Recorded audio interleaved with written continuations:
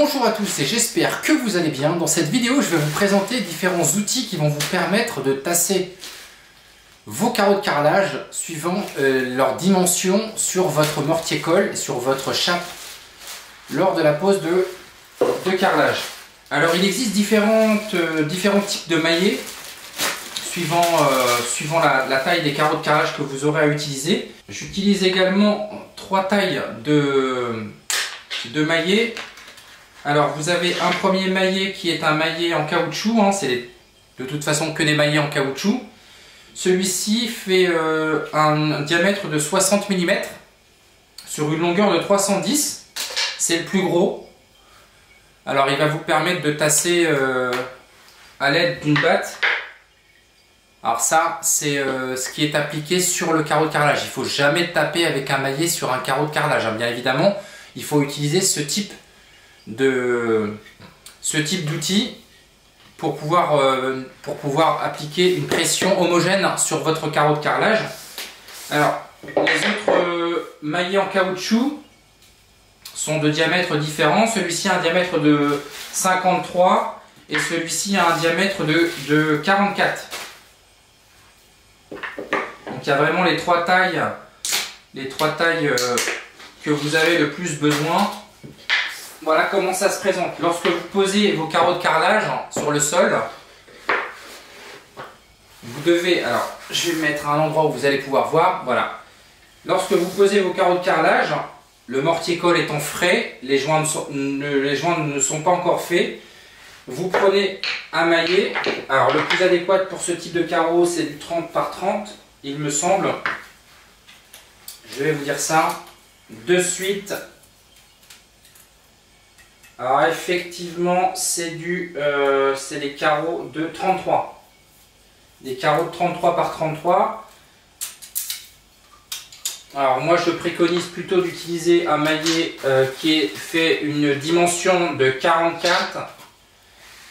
Vous prenez votre batte, vous le posez et vous tapotez comme ça, de cette manière, de manière à pouvoir appliquer une pression homogène grâce à cette batte.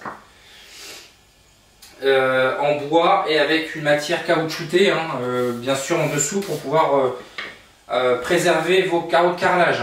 D'autant que s'ils sont fragiles, vous risqueriez de les abîmer.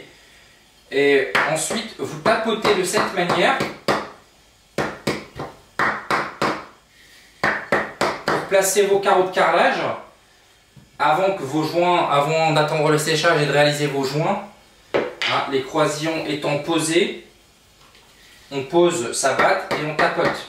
Et ainsi de suite. Au fur et à mesure de la pose du carrelage, voilà comment il faut procéder. Alors vous avez 3 types de maillets suivant la taille de vos carreaux. Vous utiliserez plutôt un petit maillet pour des petits carreaux de petite dimension ou un maillet intermédiaire. Comme pour les carreaux de 33, moi j'utiliserai plutôt un maillet de 44 de diamètre.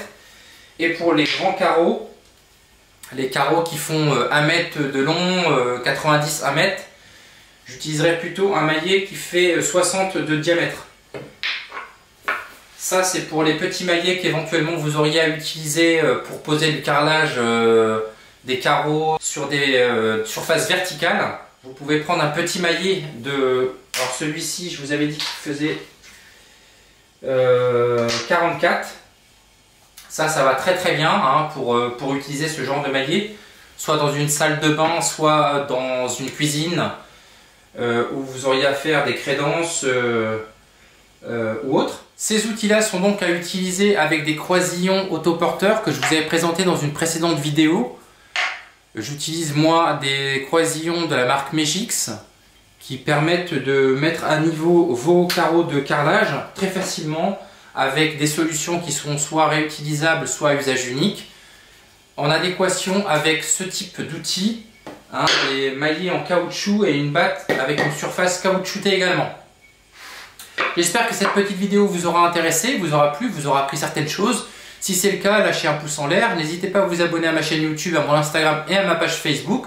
Je vous dis à très bientôt pour d'autres vidéos. Bye!